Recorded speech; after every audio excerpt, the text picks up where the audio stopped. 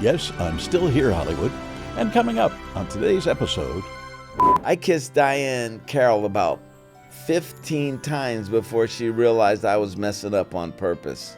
Do you know what a black entertainer needs to succeed in show business? What? One righteous white boy. You remain very close with Gavin. Oh, yeah. I have to be careful because I start crying when I talk about him. You were that close. He was the greatest guy ever. Did you consider him a mentor? Yes, and he didn't have to look out for me.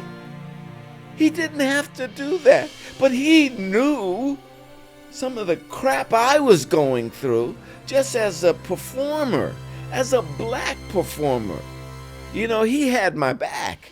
Back in the day, Saturday night television was a huge opportunity for the three networks to create family TV. And for a decade, starting in the late 1970s, there was a show that, besides topping the ratings, was family-friendly and also became a huge promotion for sailing vacations. Let's just call it the precursor to today's Below Deck. This is Still Here Hollywood. I'm Steve Kmetko. Join me with today's guest, Isaac from the Love Boat, Ted Lange. If you'd like to be more involved with us at Still Here Hollywood, you definitely can. Just visit patreon.com/stillherehollywood. You can support us for as little as $3 a month. You can get our episodes a day before they post anywhere else. You can see what guests will be coming up and submit questions for them. You can even tell us what stars you want us to have on as guests. You'll see what goes on before and after the episode, plus exclusive behind-the-scenes info, pics, video, and more. Again, that's patreon.com/stillherehollywood. Thanks, Ted, for coming to sit in on our little podcast here, Still Here Hollywood. I'm still here, Steve. Yeah, so am I. But I come back and forth from Chicago. You live in San Diego? Well, we live in Oceanside, which is about 40 minutes outside of north of... It's so beautiful down there. Oh, it's gorgeous. If you're going to retire, that's a place to do it. That's really if you the can afford place it. to do it. And the beauty of it is my wife's family is all in Oceanside. So you were talking about taking the train up? Yeah. You and your wife? Mm-hmm. I've never taken it up here, but I've taken it down to San Diego on a number of occasions. Yeah. And the one time I didn't take it, I was really sorry because it was on Thanksgiving Day and I drove down. Because I have a cousin who lives in San Diego and he usually sponsors Thanksgiving when I lived up here. Yeah. That was the longest 4 hours of my life. I'm sure. It was a good double what it normally is, you know. Did you have any favorite guest stars who appeared on the Love Boat? Oh, God, yes. Yes, Gene Kelly. Gene Kelly appeared on our show. And the Monkey Monk said, "Don't talk to Gene. He's a grumpy guy. Okay, so just leave him alone. When you do your scenes, fine, but don't talk to Gene." And so we all said, "Okay, yeah, fine." So we were in Hong Kong, and we're sitting in a little van. And I'm waiting to shoot a scene with Gene Kelly. So he's sitting there, he's reading a magazine, and he wore contacts and glasses. Okay, so he's sitting there, and he's reading. And I said, screw this, I'm going to go talk to Gene Kelly. So I go, he's sitting in one chair, and I sit across the room, I go, "Hi." And he's reading, and he looks up at me, and he goes back to reading. I said, "Can I ask you a question?" You can see him go, "What?" I said, "What was it like dancing with the Nicholas brothers?" Now, for your audience that don't know who they are, they're two black tap dancers out of the Cotton Club back at Harlem Renaissance. And Gene put them in his movies.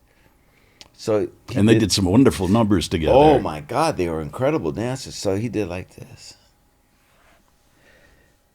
you want to know about the Nicholas brothers? And I said, yeah. So he told me this wonderful story about the Nicholas brothers. And then they call us on the set. We go on the set. We do a scene together. Then we're done, and we go back to the bus, the little bus. He says, hey, you want to have a drink with me at the hotel? I said, yeah, sure. Do I? Do I? And so I hooked up with him after we'd finished our day's work. I hooked up with him, sat down in the hotel, and he was wonderful. It was totally different. And then on reflection, I said, I bet everybody, when they get a chance to talk to him, talks about singing in the rain. I had no interest in singing in the rain because I knew the Nicholas brothers, you know? So it was great. Well, also, it would be, I don't know what I would do if I was put in that situation and then told, you can't talk to this person about whatever. Yeah. Because, I mean, sitting across from Gene Kelly, you'd have a million questions to ask about. Who else besides Gene Kelly? Oh, Diahann Carroll. I kissed Diahann Carroll. I'm sorry, Mary. That's my wife. I kissed Diahann Carroll about 15 times before she realized I was messing up on purpose. So then she said, hey, cut that out. I said, okay, I'm sorry. You're just so beautiful. She was one of the most beautiful women I've ever seen. Oh, man. Drop dead, stop Gorgeous. you in your tracks. Yeah. And she could kiss. That I never learned. That's my claim to fame is, and she could kiss. So yeah, it was fun. So she was a delight. You know, Fred Grandy and I had a thing called the Goldwyn Club, where we would take the older guest stars and take them out to lunch. And they go, "Why are you taking me out to lunch?" I said, we want to buy you lunch. So it'd be me and Fred and whoever the guest, Jack Guilford. So Jack, can we ask you something? After you'd ordered this lunch, can we ask you something? Oh, I see what this is. You want some stories? And we said, yeah. And he told me a wonderful story about how he was in New York, an actor, and this black woman's daughter was a dancer in the chorus at the Cotton Club. And the daughter said to the mom, I want to be an actress. I want to have a career in show business. And so they said, well, wait a minute. You don't know what you're doing. We don't know what you're doing. We're going to get somebody to watch you. And if that person says you have talent, then we'll support you 100%. So this mother sends Jack Guilford to the Cotton Club. I don't know how she knew him or what, but Jack Guilford goes to the Cotton Club to watch this girl in the chorus. And he comes back and he tells him, she's got talent. She's got talent. You mean Helena Horn has talent? Yes, your daughter, Helena Horn, although I would drop the Helena and just call her Lena. So that's, those are the great thing about our shows is that we would have those rising like Tom Hanks and Martin Short and Billy Crystal, and those that had been retired and were coming back and kind of doing maybe even a swan song appearance. Howard Keel, who did Kismet and stuff. Annie Get Your Gun. Annie Get Your Gun. He revitalized his career on our show. It was the first time he'd worked in years. And Aaron Spelling was an extra in Kismet. Really? Yes, Alms for the Poor. If you ever see Kismet in the first 5 minutes of the movie, Alms for the Poor, that's Aaron Spelling. So he's looking around and he's going, geez, he was an extra in my thing, and look at what he's done.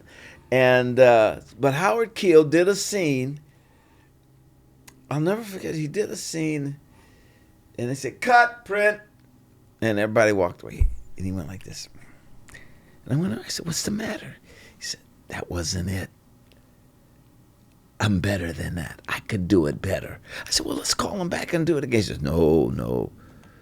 They like what they saw. I just happen to know I could do better. What I got inside me. Yeah. So you can't call him back. Just move on. And so towards the end of the second day, I saw him do this. He did the scene. And then he went like this, Steve. Yeah, he got it back. He got it back. And so I said, how was that? He said, I'm rolling now. So it was experiences like that. Gavin was great because towards the end of the first year, Fred and I kind of got a big head. We got a big head, and because we were young, we were in our 20-something, 30, and Gavin said, hey, come here, you two, him and Bernie Kopell, because they'd been around a long time. They said, listen, this is not how you handle people that guest on our show. What? You go up to them, you shake their hand, and thank them for being here. You show them where craft services is. If they need to know the makeup room, you show them where that is. And any way that you can be helpful to those celebrities that are here, you be helpful.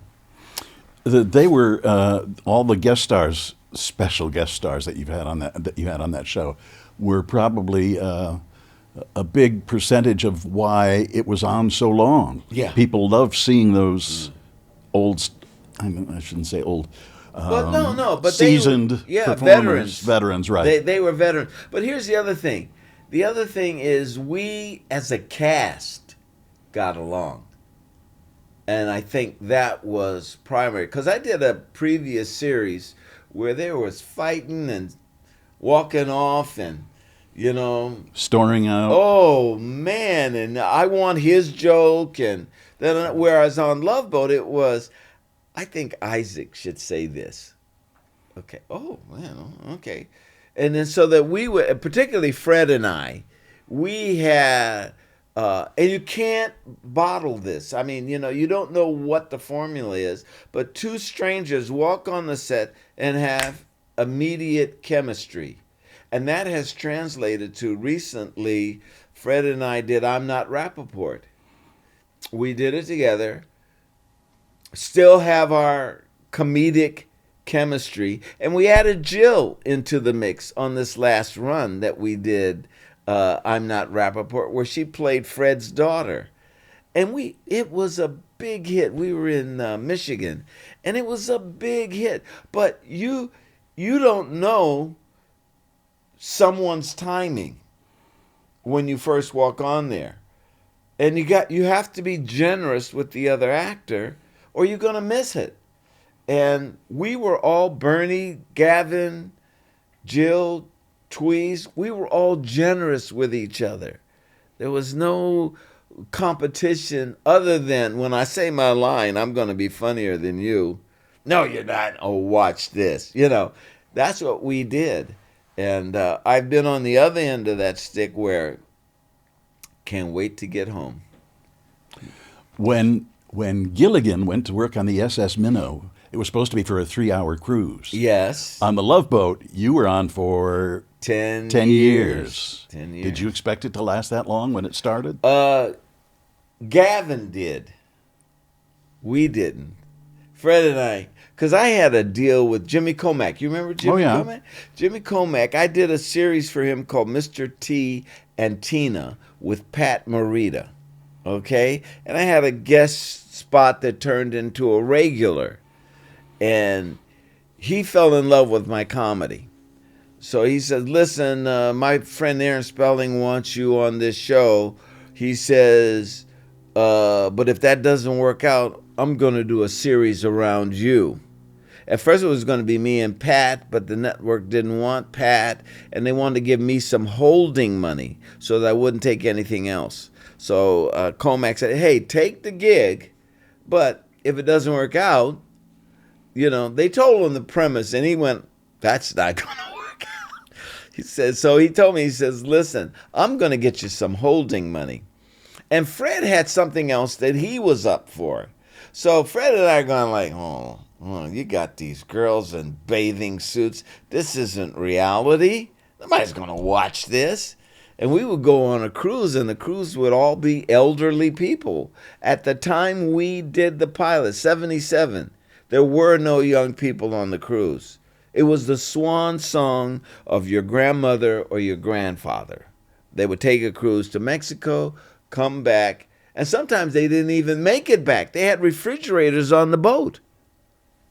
Just in case. Yeah, just in case. And there were, hey, what happened to the lady with the thing and the thing? Oh, she got off in Mexico. She's not coming back. But so Fred and I are going, we just don't see it. But Gavin said, this is a hit. And we said, oh, you sure? You remain very close with Gavin. Oh, yeah. I have to be careful because I start crying when I talk about him. You were that close. He was the greatest guy ever. Did you consider him a mentor?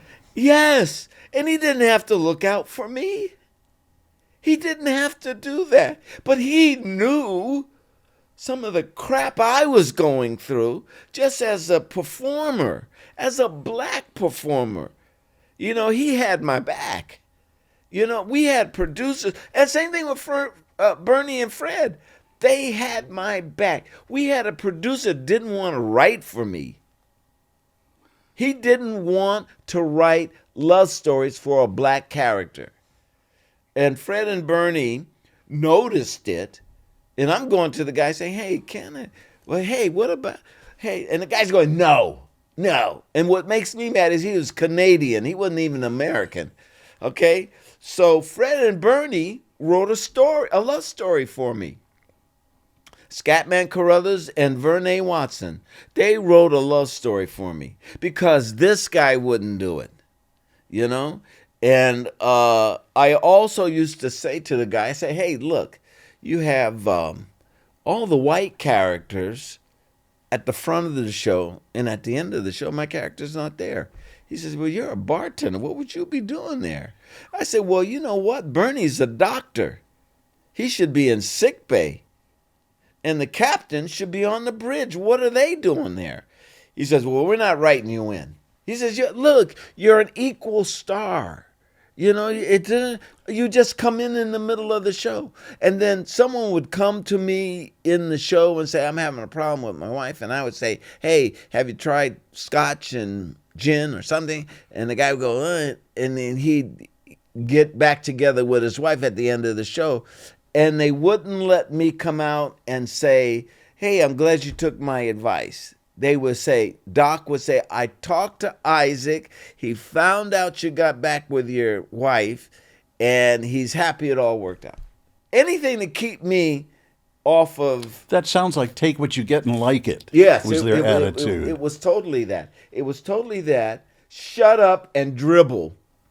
That's what it was. Shut up and dribble. And I would, every week, I would take the script to him. I'd say, hey, you know, later on, I meet this guy. Can't we do something up front here like you do the other guys? So here's how I got around it. When they did Roots 2, and they wanted me to play Alex Haley's father, because Alex Haley's father was a short guy. He was 5'7", 5'6". So they said, yeah, get Ted. So we go to Aaron Spelling and he say, hey, listen, Ted would like to get some time away from the show because they're going to do Roots 2. And Roots was a huge, phenomenal hit. And so who wouldn't want, right? So Aaron says, no, I don't let my stars guest on anything else. I don't let them do movies. That's the Farrah Fawcett thing. She wanted to do movies. He wouldn't let her. Kate, what was Charlie's Angels? Kate Jackson was supposed to be the girl in Kramer versus Kramer. Oh, right. Okay? Spelling wouldn't let her out. You know, Dustin Hoffman flew to L.A. to meet with Spelling, wouldn't let her out. So Spelling goes, so I thought at the time, it was a black thing, you know. he's just doing this thing because I'm black. And then I saw these other things go down. And the role went to Meryl Streep, and she won an Oscar. And she won. How does that make you feel? Yeah. You know? So we say to Aaron, look, you're not utilizing him. You use him in the middle of the show. You could schedule it so we can work around that. And he said, what do you mean we only use him? He said, yeah, he wants to be in the front. He wants to be on the end. And you're not even utilizing. You got everybody but him. And so Aaron said, well, wait a minute. Because he didn't know. He didn't know. So we have this meeting. And Gavin had some complaints too, because Gavin was an appendage to the guest star. He said, I want some stories. You're not, all I do is say, welcome aboard, and I'm glad you solved your problem, but I want some stories. Or Bon voyage. Yeah, you know. And so Aaron said to the writer-producer, he says, let's get Gavin some stories. And the guy says, okay, well, we'll try. And Ted, what is your thing? I said, well, the front and the back, and blah, blah, blah, blah, blah. I say, well, he turns to the guy. Why isn't he in the front like everybody else? I said, he's a bartender. Aaron, why would he be in the front of the show? That doesn't make any sense. And so Aaron said, well, is there any reason he could be in the front of the show that a bartender would be? He said, well, if he was a head bartender, and you could see the guy want to go, oh, I said the wrong thing. Let me pull these words out. You could see him, man. And Aaron said, make him head bartender. So they did a whole episode on I became the head bartender. We'll be back in a moment. One time, Cloris Leachman's daughter came on a cruise. And she needed a shoulder to cry on and to talk to because she was going through a thing with her mom. And so she came and knocked on my cabin door. I opened the door. And I said, yeah. She says, can I talk? I said, yeah, but I leave my door open. Because if I bring that girl into my cabin and close the door, you got to know this. There are going to be some upset people. Girl was 17 too at the time. Did you ever get bitter about this stuff? No, you can't be. Because it ain't on me. It's on them. You know? Now, I don't have to hang out with you if I think that you're not righteous. I wrote a play called One Righteous White Boy.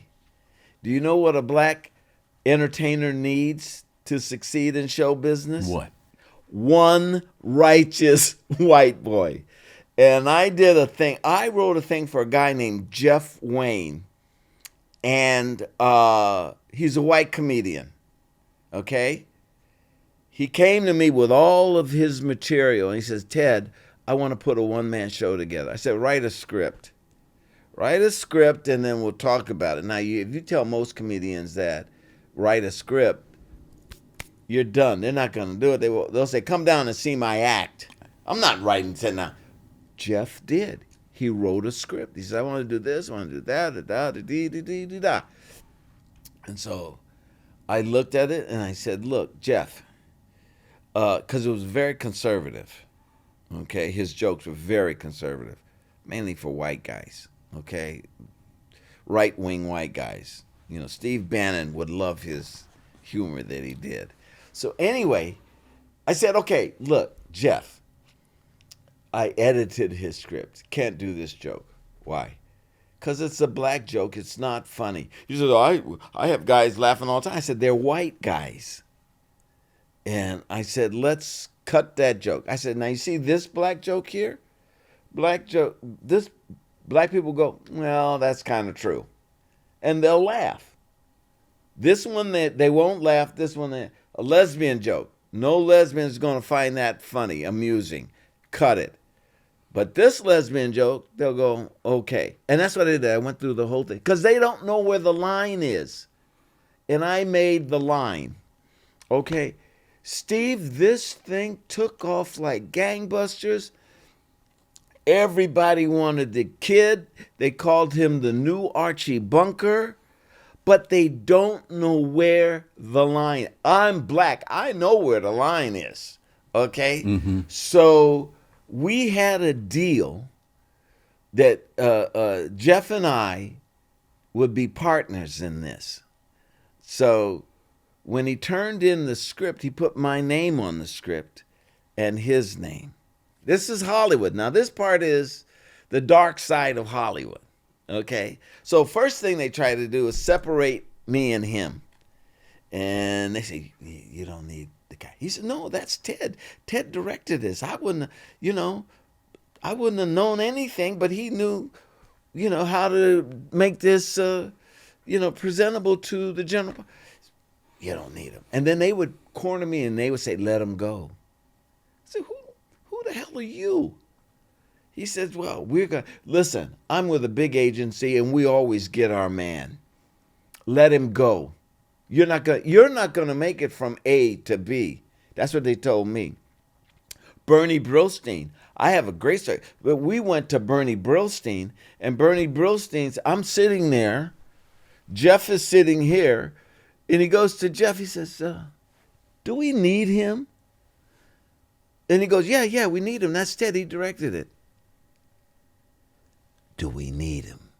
I'm sitting there with the talent, and this producer guy who has all the power is basically saying, get rid of him. So then he said, and Jeff kept affirming that he needed me. Finally, he said, do you have paper? Meaning, have you guys signed a contract? He said, yeah, we have paper. Now, that was a lie. We didn't have any paper. But he's a righteous white boy. Okay? So he went like this and turned to me and said, welcome aboard, Ted. Shakes my hand. Bernie Brillstein. Okay? So, long story short, I go through a lot of things like that. Am I bitter? No, I'm not bitter because I know what you're doing. I see it coming. Am I bitter that we have a new president? No, but I saw this coming. I saw all of that stuff coming. The problem is you guys don't recognize it. But I know a con man when I see one. You know what I'm saying? So we go to William Morris, and I don't mind saying the name, William Morris. And I'm going to direct the pilot because I've been directing. Jeff is going to star in the show. And we got this guy named Buddy Mora. He's a manager. He was like Brillstein. Buddy Mora, and we got an agent, Lee Cohen, at William Morris. And Lee Cohen calls me up. And they've assured me, he said, we love you, Ted. Jeff trusts you. We want you to be with the show. It's a go. 2 weeks before we're to meet with Universal, NBC, Lee calls me up. Ted, we've been thinking about this, and we think we need an A director. I said, I'm a director. And he said, no, we're going to go with Jimmy Burrows or Will McKenzie, somebody like that. I said, what are you talking about? You represent me. What are you doing? He says, no, we feel that Jeff needs a polished hand, a veteran, and you're not that. I've been doing this since '67. So what are you talking about? So he says, well, you're out. Come on. That's what I said. And I said it just like you said it. I said, come on, what are you talking about? So they go like this, Steve. They go like this. You're out. And I said, well, you can't do the show. They said, what do you mean we can't do the show? I said, because I own half of it. You don't own half of it. I said, check with the Writers Guild. Just a minute. Call the Writers Guild. Tell them that my name is on the script. Because they said, it's the guy's act. I said, but you didn't buy his act. You bought Big Daddy's Barbecue, which was the name of the show, Big Daddy's Barbecue. Play opened up in the backyard of guy's barbecue and grilling. Tells all these stories. So comes back on the phone and says, well, maybe we were a little hasty because the kid likes you and you guys have a chemistry and this and that and this and that. So, yeah, I mean, if you get into show business as a person of color, there's battles that you have to fight. They're not exactly the same as the other guy's battles, but you still gotta fight them. And that's still the case today? Oh, baby. I can tell you stories right now. I'm trying to get my plays to theaters in New York. Well, you got to have a literary agent. Then you get the literary agent and he won't send it in. What are you talking about? I did this play. This play won Best Play NAACP. And you can't get these guys to look at my play? And they can't say, well, you're black. They can't say that. But you know what it is. So, yeah, it's still going on. Pay discrepancy. You know how much I read that Ariana Grande got? I just read this too, as opposed to Cynthia Erivo in Wicked. Now, why does she I could not believe that. It's amazing, isn't it? Millions and millions of dollars 15 difference. million to 1. 15 to 1. Right. Come on. And they're both equal. They're both, story I heard about Danny Glover. Okay? Lethal Weapon. With Mel Gibson. They, this is just to give you an example. Right. Because the pay thing is ongoing. So they go to Mel Gibson and say, we want to give you $350 to sign on for Lethal Weapon 2. He goes, okay. Give him the check. Bang! Danny realized what a monster hit it is. He says, I want $1 million. And he said, we're not giving you $1 million. Get the hell out of here. So he said, no, this was a hit. I want $1 million. And they've made a deal for Mel to get 7. And Danny, they want him to have like 10% of that. They don't want to give him $1 million. So they go to Mel and said, look, Mel, looks like we're going to have to get another, I'm sure they didn't say N-word, but it looks like we have to get another guy for you. Maybe Ben Vereen, Lou Gossett, somebody like that. And Mel Gibson goes, hey, no, the chemistry is me and this guy. They said, no, you don't understand. He wants $1 million. He said, well, you're giving me 7. They go, no, we're not giving this guy $1 million. He said, well, then I'm not doing it. He said, you have to do it. He says, I'll return the money. I'm not doing it without him. You know how much they gave Danny Glover? How much? $999,999. Just because. And 99 cents. Now, someone from Warner Brothers Contracts told me that story. So if it's a lie, it's on her. Okay. So yes, the answer is it's going on right now. Still. If a white girl walks into my trailer, I'm leaving that door. Leave that door open. What was your worst experience with a guest star? Worst experience is after Gavin told us to go up to the guest star, shake their hands, and welcome them to the show. I went up to a guest star. I said, hey, my name is Ted Lange. Welcome to the show. And he went like this. And walked away. Well, who does that to anybody? Who does that to anybody? But I had on my little red jacket. There's a couple of other guys with red jackets. I guess he thought I was an extra. And even if he did, why would you do that to an extra, right? So about a half hour later, he comes up with the director, and he says, Ted, I want to introduce you to your scene partner here, so-and-so, so-and-so. And the guy looks, nice to meet you. I went, yeah.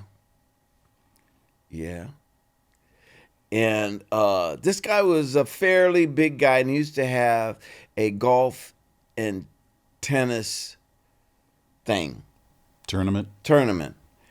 And every year he would invite me.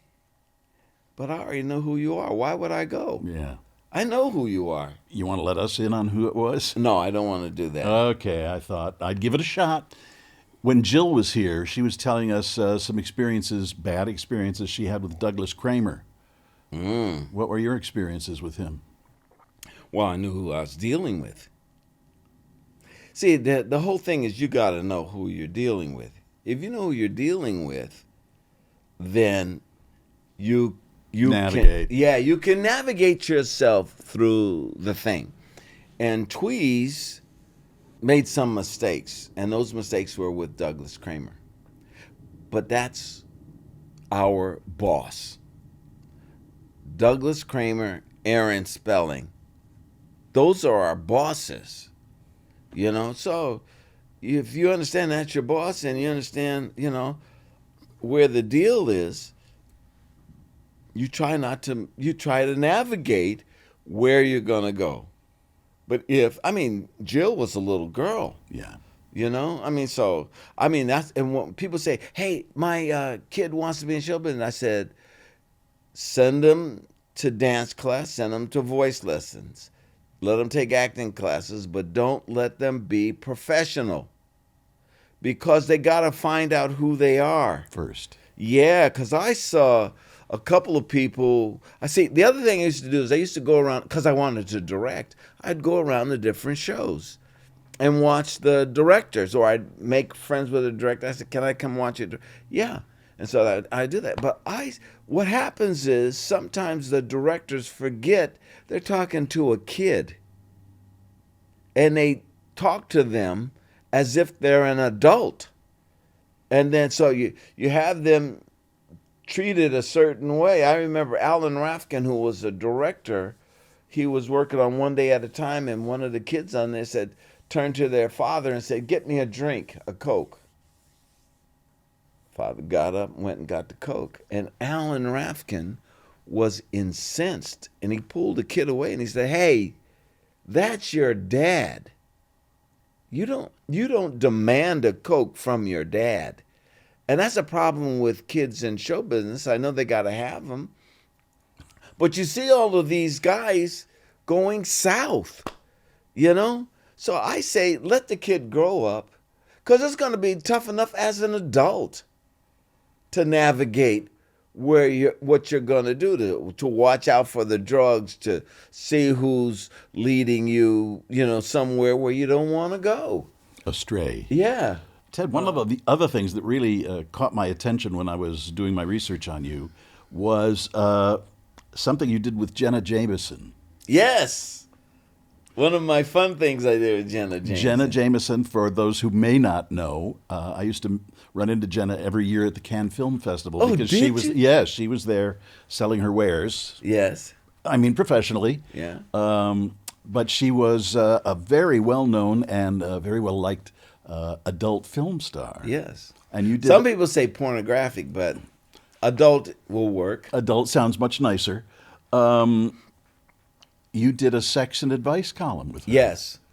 Called Ask Isaac? Yes. Why Ask Isaac? Because I was the bartender, and from the television show Love Boat, people would come into the bar and they'd ask Isaac, hey, Isaac, I got it done, the bone. And I would say, hey, do this. Now, what I did, my goal was to make sure, it was a men's magazine, first of all. So you got young men reading the magazine. So my goal was, first of all, to make sure if they were having sex, that it was protected sex. So I was a big advocate for condoms. And then I tried to add humor into the advice. So whatever you said, I was looking for the joke. Whatever the question was, I was looking for the joke. So I did that for a couple of years, and they would fly me into New York. And not with Jenna, because what happened is Jenna's things, I said, what happened to Jenna Jameson? Because they let her go, and they got Beth Ostrovsky, who was Howard Stern's wife now. But back then she was dating Howard Stern. So they got her, Beth, to take Jenna's place, because Jenna, everything she did, she would turn it around and if it was a question where she could hit on a girl, she would hit on the girl and say, and if that doesn't work, call me, you know? So I think every once in a while, Beth used a Howard Stern joke because Beth is much younger than Howard, and it was a joke I would have made being of a certain age bracket. And but Beth, and so I said, how did you meet Howard? So she told me the story, but that happened for a while. I would fly in to New York. They'd put me up, and they'd take pictures of me with a sailor cap and a pipe, a la Hugh Hefner. And I would take pictures, and Beth would be in a nightie of some kind. And she was gorgeous, almost as pretty as my wife. But nice save, Ted. Yeah, nice save. Thank you. But yeah, I did do that for a while. But my main goal was condoms and humor. If I could work those two things in the answer, then we were doing all right. Condoms can be pretty funny. Back with more in a moment. One time, Cloris Leachman's daughter came on a cruise, and she needed a shoulder to cry on and to talk to because she was going through a thing with her mom. And so she came and knocked on my cabin door. I opened the door. I said, yeah. She says, can I talk? I said, yeah, but I leave my door open. Because if I bring that girl into my cabin and close the door, you got to know this. There are going to be some upset people. Girl was 17, too, at the time. Ted, what have you been doing lately? Well, when I was on Love Boat, I petitioned for 4 years to direct episodes. And you got to, right? And finally, in the 5th year, they let me direct episodes. And then I had a friend of mine that was a writer. Her name was Jean Ford. And she would pitch ideas to me. So then I went back to the producer. I said, I'd like to write some episodes. So they taught me some of the rudiments to writing. And then when the show was over, I kept on writing because I kept finding things that interest me. For instance, I gave you this flyer about my latest play, which is about the first president of the United States, and that was a guy named John Hanson, not George Washington. And that's what I try to find things that, well, nobody knows that. Everybody knows George Washington, the first president, but he wasn't. He was the 9th president. And they had 8 guys before him. The first one was a guy named John Hanson. But the difference was the United States had the Articles of Confederation. And then they went to Washington and said, hey, we need you to be president. He says, no, not until you get a better system. And they said, well, what do you mean? He says, well, I want a constitution. I don't want to do the United States with the Articles of Confederation. And so that's what my play is about. My play is about entertainment and information. So what I try to do is entertain you about a situation you may not know about. I've got another George Washington play called George Washington's Boy, and I did that about maybe 20 years ago. And that was all from the point of view of George Washington's slave.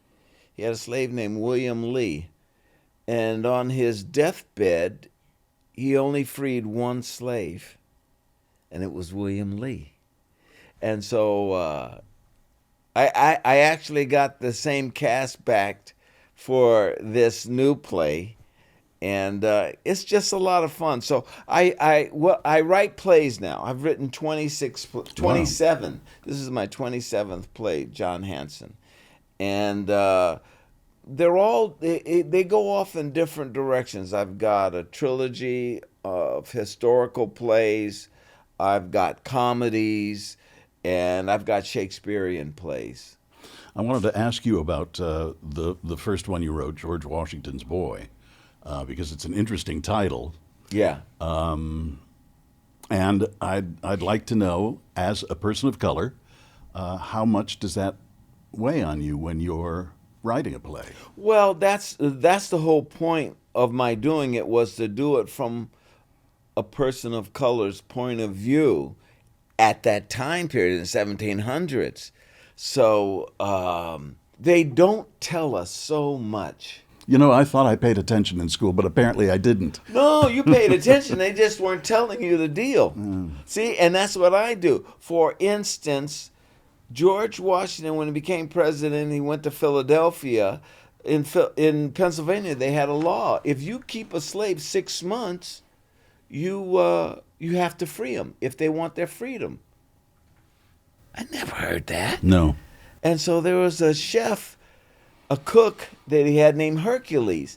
And this guy, actually, there's a painting of him, and they know about him at Mount Vernon, because whenever I write, I try to go to the different places, because you pick up books and literature that you can't pick up nationally, but locally they'll tell you things.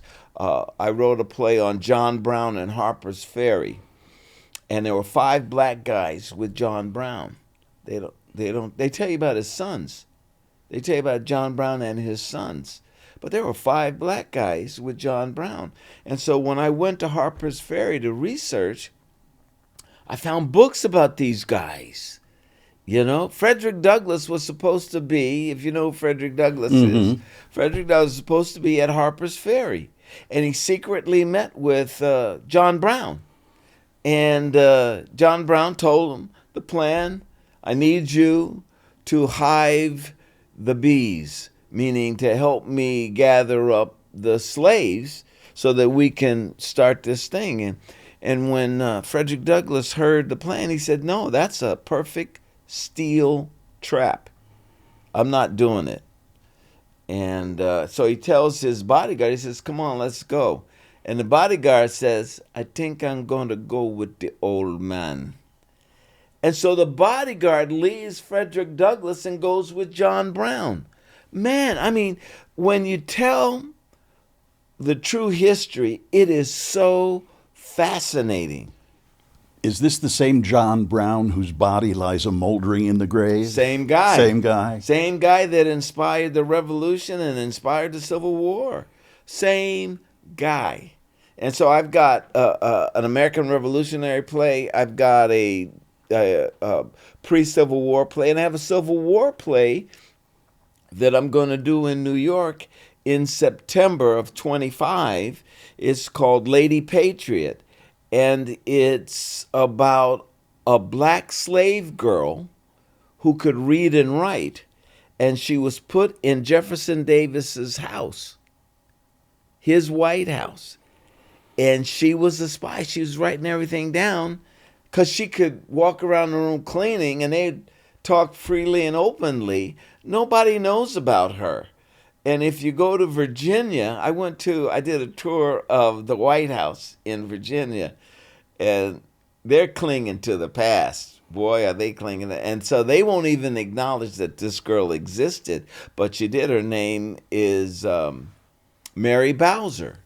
And if you Google that name, you'll find out about her. But if you really want to know about her, come see my play in New York in September, because I did the deep dive for you. So that's what I do. I'll find a subject that interests me, that I might think, maybe Steve doesn't know about this. Let me write something. That'd be a pretty safe bet. So let me write something, and then I start finding character. They don't realize in the history books, they kind of make them dry when they're teaching it. But if you really delve into the character, you see the personalities. You can see the personalities. James Buchanan, who was the president before Lincoln, was gay. My people. Huh? My people. Yes. Well, nobody told us. Yeah. You know? that he was gay. He had he had a senator that he was with, that he was his wife, and when that person died, he then called on. They called him a bachelor, right? He was the bachelor, Confirmed. but yeah, confirmed bachelor. And then when he was still in the White House, he needed someone to hostess, so he called his niece.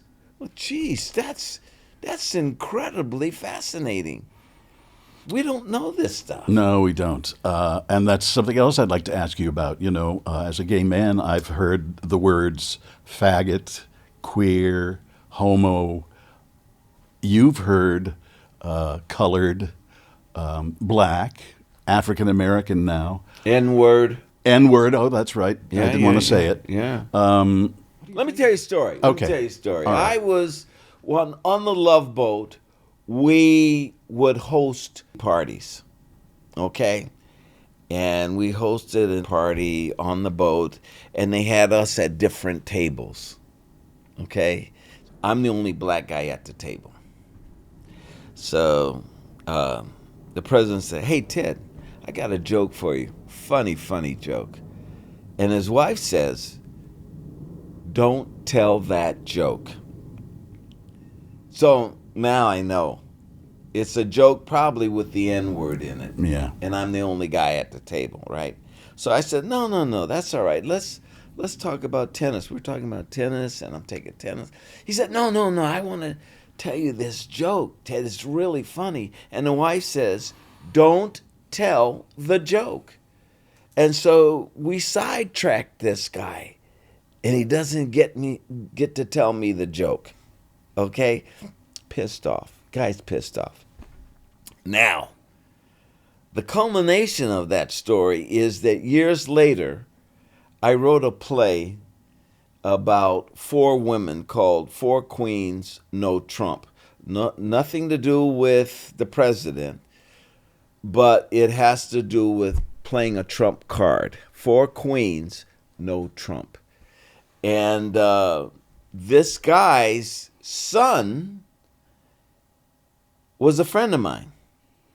And the son had a wife who was in my production of Othello. So she played Bianca. So I said, "Hey, I'm doing another play. I want you to come see it." So she brings her husband. He loves the play. Now the president is the ex-president. And he's got a deal to produce shows. So the kid says, "I want my dad to come see this. Let's make this a sitcom." Okay, great. So he comes back 8 more times. He's loving it. And finally he gets his father to come see the show. Packed house, primarily a black audience. Big laughs in this play. Intermission comes to me and says, "Hey, Ted, we got to go." My wife, we got to go. It's too hot in there, and excuse. But I'm looking at him, and I'm thinking, you're still mad about that joke. You didn't get to tell me that joke. And had you got to tell me the joke, I might have had a half-hour sitcom. But that's the kind of stuff, the stuff that I have had to deal with, you can't be mad. You can't be mad. If they see the anger in your eyes, you're done. So you can't be mad. But you have to figure out a way for yourself to live with the situation they're going to put you in. So they put me in a situation where this guy wants to tell a joke. If I can figure out a way that I don't have to be humiliated or be the butt of a joke, I'm going to try to figure that out. Mm-hmm. But get past it on your terms. Yeah, I have to do it on my terms, exactly. And that's the thing about Hollywood. One time, Cloris Leachman's daughter came on a cruise. And she needed a shoulder to cry on and to talk to because she was going through a thing with her mom. And so she came and knocked on my cabin door. I opened the door. And I said, yeah. She says, can I talk to you? I said, yeah, but I leave my door open. Because if I bring that girl into my cabin and close the door, you got to know this. There are going to be some upset people. Girl was 17, too, at the time. So anybody that walked past my cabin could see me talking to this girl, but nothing was going on. Now, you got to know that. And I just saw recently where the guy from This Is Us said the same thing. He said, yeah, and this is now, like a couple of years ago. He said he would sit, women would come to his trailer, white women would come to his trailer, and he'd leave his dressing room door open because he couldn't close it. Right. And you got to know that. You got to know what the deal is, And we'll be right back. You became so well known as Isaac. Yeah. The black guy on a Love Boat. Yeah. Did you feel like that hurt your career at all, the recognition? I pivot. Hey, a more serious note here. I also read that you lost your mother to COVID. Yeah. Yeah, golly. Yeah, my mother was a force of nature. Great talker, as my wife will tell you. It's where I get it from. And she was a pioneer in Bay Area television. She had a talk show on PBS. Then when they started doing local stations, like back then it was UHF. Right. KBHK. She had a talk show on KBHK. And so she would get on. She was very politically motivated. So we always talk politics in our house. And that was very, very fortunate for me because listening to her taught me how to deal with these situations that I'm telling you about. One time this guy, the producer, wanted my mother to be a guest star on Love Boat. And he called her and said, we want to bring, and he was trying to placate me without putting me, he's trying without putting you in the middle. Yeah, man. So I called up my mom. I said, Mom, I don't want you to do the show. She said, okay. No debate. That's my mom. That's how we dealt. If she said to me, I need you to do this, boom, it was done. We had a great relationship. I had a great relationship with my father because my father was an actor in the 50s.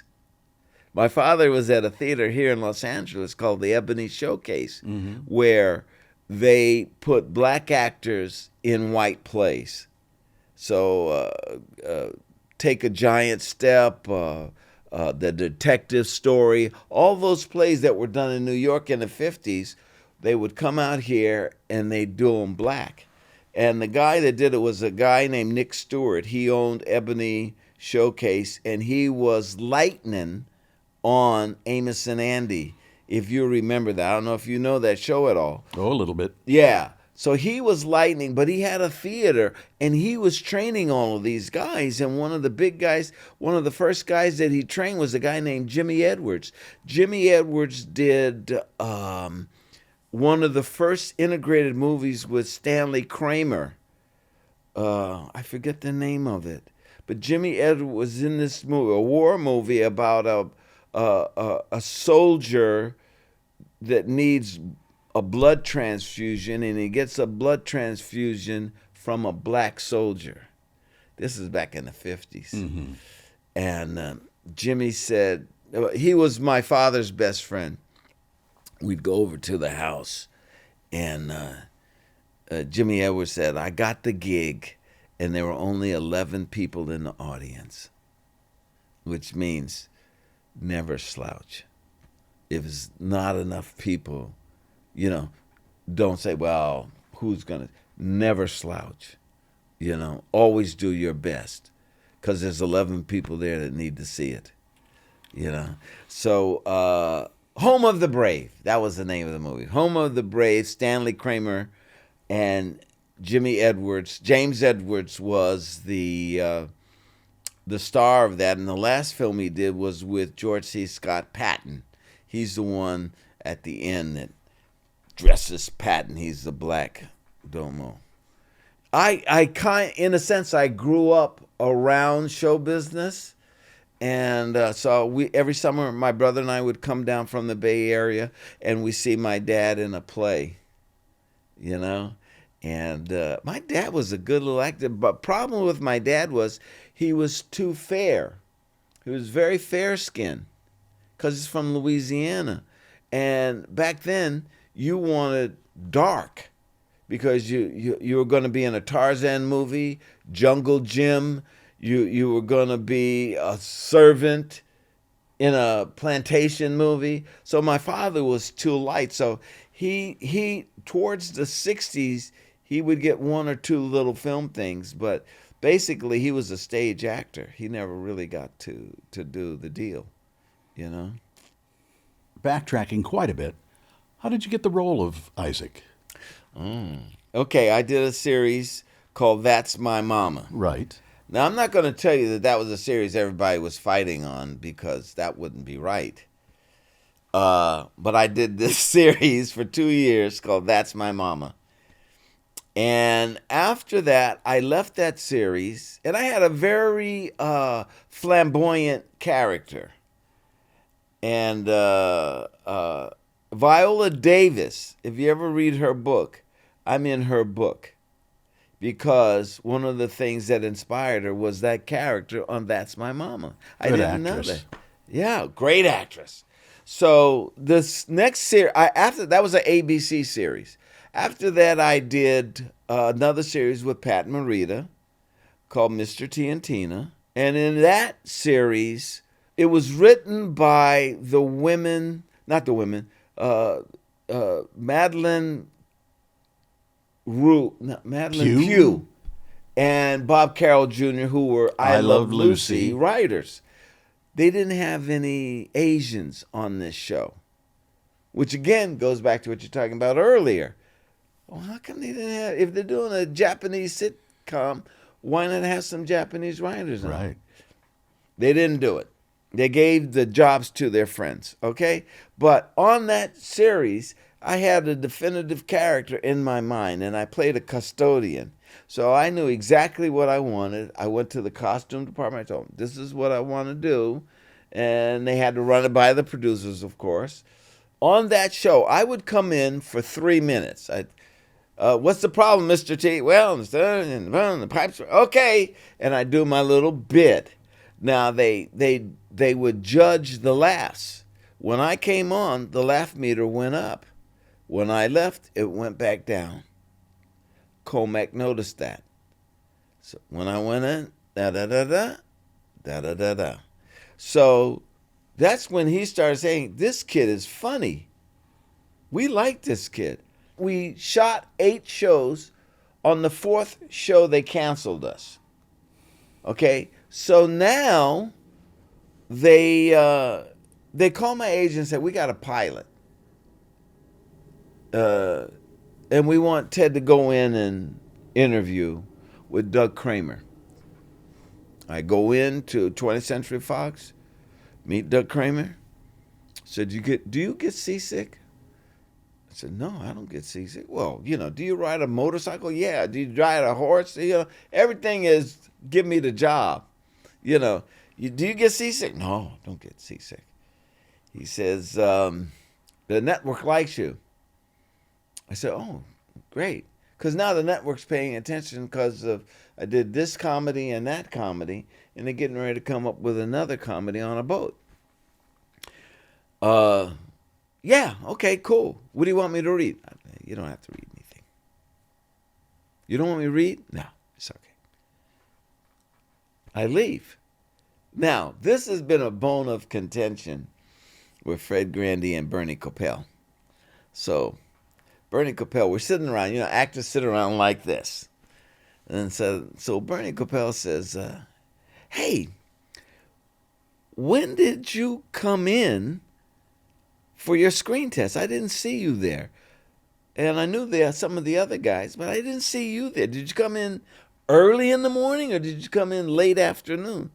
Because I was there most of the day. I said, Bernie, I didn't audition. You didn't audition? I said, no, the really good actors didn't have to. And that's it. So whenever, if you ever interview Bernie, ask him about that. Because I teased him for 10 years. For that, like, we would do a scene and he'd mess up. I said, that's why you had to audition. You know? So he and I, the thing about it was, the actors I was with were wonderful actors. They were just confident, not backbiting, you know what I mean? So that if the joke worked better with you, they gave it to you, you know? You became so well known as Isaac, Yeah. the black guy on Yeah. a Love Boat. Yeah. Did you feel like that hurt your career at all, the recognition? You know, I pivot because there were a couple auditions I know I would have been good for. Well, I could get mad. I could be bitter. I just pivot. And that's how my directing career, I direct a lot of theater and I write plays. I'm pivoting because I still want to be in show business. Because I was told, Steve, I was never going to make it in show business. And to my surprise, what I found out, show business encompasses a lot of things. It's not just standing on stage singing lines. You know, you could stay in show business if you just direct plays or direct television or direct movies. I directed Fall Guy because Lee Majors and I got drunk together. We were in Hong Kong, and I swear to God, his back was up against the wall of this hotel, and my back was up against the wall of the hotel because we were so drunk we didn't want that building to fall. And so during that, Lee Major said, hey, I hear you direct. I go, yeah, I direct. He says, why don't you direct my show? I said, oh, yeah, okay, cool. I'd love to direct your show. And don't worry, if you get into trouble, I'll help you. I said, first of all, I'm not going to get into trouble. And second of all, I went to the American Film Institute. I studied directing. You know, what are you talking about if I get into trouble? No, don't worry. You get into trouble, I'll be there. Okay? Now, here's a good Lee Majors story. Okay? I'm directing. And the makeup guy says, it's about the second day, maybe third day. And the makeup guy said, hey, how come Lee Majors is so nice to you? I said, what are you talking about? He says, he tears directors apart, particularly new directors. He cuts them a new anus. So, oh, really? Well, maybe they weren't that good. Because I'm a confident guy, right? So he said, no, that doesn't make any sense. Because I've seen him do really good directors. Da, da, da, da, da. So we're doing a scene, and Lee likes the Stolichnaya. That's what we did when we were in Hong Kong, Stolichnaya. So we're doing a scene, and he had a refreshment earlier in the day. So this is the late afternoon. And by the time we get to the late afternoon, he's got to be careful. And he did this thing where we're in a hospital room and he trips going to the bed where the heroin is. You know, he trips. Do the scene. I said, cut. And we had done about maybe 6 other shots, takes. So I said, let's do it again. And he says, wait 1 minute. I need to talk to you. Come here. So I go over to him and we walk off the set. And as I'm walking off the set, I look at the makeup man and he's doing yes, yes. So he takes me over and he said, what was wrong with that shot? I said, well, you tripped going to the bed. I'd like to get it clean. And he said, "Are you going to cover it?" Meaning, are you going to take a close-up over the shoulders, da-da-da? I said, "Yeah, I'm going to cover it." He said, "Let me tell you something. I'm not going for the envelope. I'm going for the parking lot." What does that mean? Yeah. He says, "I'm not trying to win awards. I'm trying to get home by 6 o'clock. And I said, "Oh," I said, "is that the rules?" He said, "Yeah, you're damn right. That's the rules." I said, "Okay, I didn't know. I'm cool. I'm happy with that." He said, "So that's the print?" I said, "No, let's do one more." And so we walked back to the set. My nuts are clanging, clang, clang, clang, because Lee Majors. Because what he did was, he kind of did this. I said, "Let's do one more."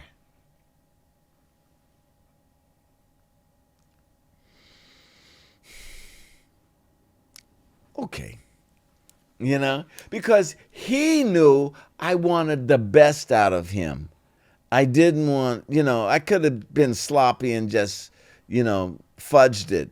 Stay on a close-up as he walks over to the bed. But it would have been better if we see him go, Anyway, so he and I became good friends. We became good. And I did a number of shows of The Fall Guy. And just recently I was in Tennessee at one of those autograph shows. And I hadn't seen him in 30 years. Wow. And so he lives in Houston. And so I went over to him. I said, "Hey." He said, "Hey." And we caught up. It was great. We caught up. That's nice. Yeah, it is. It was really nice. What are some of the other roles you've played? I did Othello. I did a Shakespeare. film. Shakespeare. I did a film. I went to the Royal Academy of Dramatic Arts. That Lynn Redgrave wrote you a letter of recommendation? Lynn Redgrave wrote me a letter. But see, I was directing her, and she would quote Shakespeare, and I would quote Shakespeare. I did Romeo and Juliet. She did da-da-da, da-da-da, and we were throwing back. And she said, "You should go to the RADA." And I said, "Oh, Lynn, look, I make really good money. I'm famous. And, really, what do I need with RADA?" And she looked at me and she said, "Oh, I'm sorry. I thought you were an actor." I went, "Whoa, wait a minute. And so I then investigated it after her. And then I went back to her and I said, "Would you write me a letter of recommendation?" You didn't say to her, "Lynn, I'm going for the parking lot, not the No, envelope"? didn't do that. No, I didn't do that. So, but you know what? At that institution, I learned how to use words. You think you know how to use words, but when you study, and we were studying iambic pentameter, so there's certain emphasis on certain words, hard, soft, whatever. And I learned this thing, and that's where I got introduced to Othello. And so my teacher said, "You should do this thing from Othello." I said, "Why do all you Englishmen want us to do Othello? I want to do Richard III. And they said, "Well, if you're afraid of Othello." No, I'm not afraid. "Well, then just do Othello. We'll get to Richard. Don't worry, we'll get to Richard." And so I did Othello, and I fell in love with the part. Now, oddly enough, I did a production of it in L.A. Doing that production, I did it for black folks. It was in a community theater thing, okay? Did this production of Othello, which incidentally my wife came all the way from Orange County to see me do it. And That's a good wife. Yeah. Well, she wasn't even a girlfriend then. Oh. And Maybe she was auditioning. yeah, man. So I did it, and after I did it, I would meet black people, and they would come up to me and they say, "Hey, I saw you in Othello." I go, "Yeah." They said, "Well, what was this part about here?" I said, "Didn't you get that? No, what was that?" And so then someone else would come up to me. "Hey, I saw you in Othello." "Oh, thanks." "Hey, when you did the thing, what was that?" So what I did, Steve, was I wrote a prequel to Othello in iambic pentameter. Because white guys will say to you, "Oh, you wrote a prequel, huh? Yeah, but you didn't do it." And I said, "No, I did."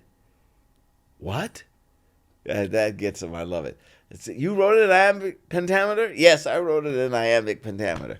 So, but what it does is it shows the evolution of Othello all the way up to the first scene in Shakespeare's play. So you see him meet Desdemona. You see him tell Desdemona stories. You see him break off his relationship with Emilia, who is Iago's wife. And you see Iago start to suspect that Othello was with his wife. So you see all of that. So it's a prequel too, and then you go right into Othello and you haven't lost a step. So that play is called The Cause My Soul, and actually it's on Amazon. I have 3 Shakespearean plays, Steve. I have The Cause My Soul, which is the prequel to Othello. I have The Heart of Shylock, which is Merchant of Venice, and it's all from Shylock's point of view. Because originally it was a comedy, and they made Shylock the butt of the jokes. And when a previous president, I believe it was 45, did all of this stuff to immigrants, I wrote a play from an immigrant's point of view to let I started to write a story about Mexicans, but it was too easy. But talking about Jews in Venice in the 1500s, the stuff they did then, they were doing later. If you were Jewish and you were in Venice, you had to be behind the gates in the ghetto by 6 o'clock. If you were in the center of Venice and you were thirsty, you couldn't drink from the water fountain. So I did this whole research, and Muranos. You know what Murano is? Yes. Okay, I got a whole thing about Muranos in this play about Shylock. And his best friend in the play is Othello. And they both talk about being immigrants. So I wrote this whole thing, and I've done readings of that. And then I got another one, a play called Shakespeare Over My Shoulder, and I did some research on Shakespeare. That Shakespeare, there is a debate about if Shakespeare wrote all the plays. There's a big debate on this. And some people think it was Edward de Vere, some people think it was Francis Bacon, some think it was Christopher Marlowe. And I wrote a play about who really wrote the plays. And I got these different sources. I was doing a lecture. I think it was Barry Manilow. No, it wasn't Barry. He would have sung it, but he wouldn't have wrote it. But so I did these plays. I did this speech at a Shakespeare conference, okay? And it was on Othello, because I don't think William Shakespeare wrote Othello. I think it was a guy named Edward de Vere. And then I put forth my thesis on this and the thing, because the play is taken from a novella. Everybody acknowledges the novella by a guy named Cinthio. And Cinthio's novella never made it to England. Shakespeare never left England. How did he find out about this? Edward de Vere was in Venice. And there are things that people say that this is really peculiar to Venice. You have to be there to know this. That's in the play. So I did this whole thing. Well, I'm with Shakespearean scholars. So they come up to me and say, "Hey, Ted, wasn't de Vere. Wasn't? No. It was Christopher Marlowe. Here's my book. I'm going to give you my book. Read about Marlowe." So, okay. "Hey, Ted, wasn't de Vere. It's Francis Bacon. Here's my book on Francis Bacon." So I got a book on Edward de Vere. I got one on Francis Bacon. I got another. And so then I just started reading it, and I said, there's a play in here. And then you got the guy, Shakespeare, who wants to be on stage. He's an actor. And I put in every cliche that an actor goes through. I do it with this character of William Shakespeare wanting to be on stage, and then segue into writing, and because the nobles at that time couldn't attach their names to plays or it would anger the queen. So what they did was they needed a front. They paid this guy, look, we're going to put your name on this. Shakespeare, William Shakespeare. And De Vere changes it to Shakespeare later. But anyway, so I've got a trilogy of plays on Amazon called Shakespeare Over My Shoulder, and it has those 3 plays in it. What was going through your head the morning after Love Boat Wrapped? I thought I was going to go into the movies and do light comedy. That's what I thought. I thought because of my recognition factor that it would be easy, and that so I was mapping out my career for movies, and then first I did a pilot of That's My Mama, and I was the lead now. I had been the minor character in it. They came to me. They said, Love Boat's Wrapped. We want you to be the lead in this reboot of the series. Okay. They wrote it. And there was pay discrepancy. Okay. Yeah. Pay discrepancy.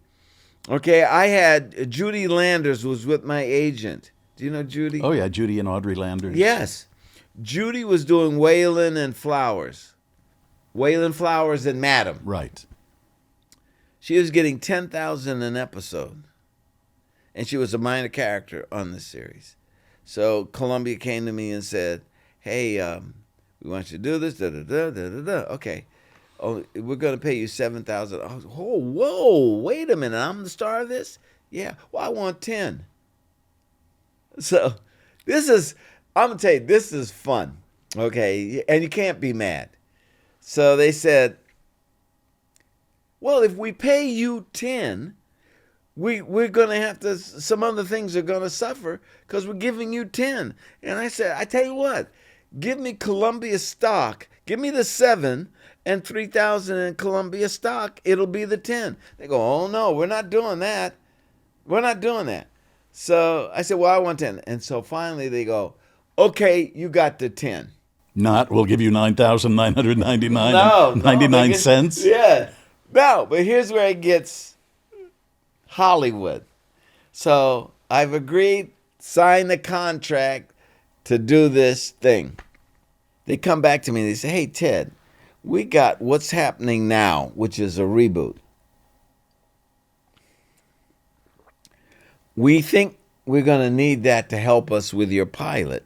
So, would you do a guest star on What's Happening Now? Oh, yeah, sure, absolutely. So, top of the show, which means the most you can get, is $2,500. Okay? Top of the show for a guest appearance. So, What's Happening Now opens up. Hey, it's time for Thanksgiving. Let's go to Washington, D.C. and see my aunt. Blackout. The next 20 minutes is me, focused on me, and That's My Mama. The next 20 minutes. Then at the end of the 20 minutes, ding dong, hey, we came here for Thanksgiving. Come on in. Now, what they did was they clipped off that end and clipped off the front. Put in titles, put in end credits, and they never paid me $10,000. They paid me $2,500 for the pilot. That's Hollywood. That's Hollywood, buddy. Ted, I've really enjoyed talking to you, listening to you. And you have no lack of curiosity, which is admirable. You'll go places. Yeah. Hopefully, yeah. Thanks very much. Yeah, my pleasure, Steve. And I want you to know that I watched you all the time. Yeah, no, I used to watch you. Thank you. Good stuff, man. That's nice to hear. Yeah, it was good stuff. It's so long ago I can't even remember it. Well, that may be a good thing. Who knows? Yeah, maybe. Thank you. My pleasure meeting you. Still Here Hollywood is a production of the Still Here Network. All things technical run by Justin Zangerly. Theme music by Brian Sanashin. And executive producer is Jim Lichtenstein.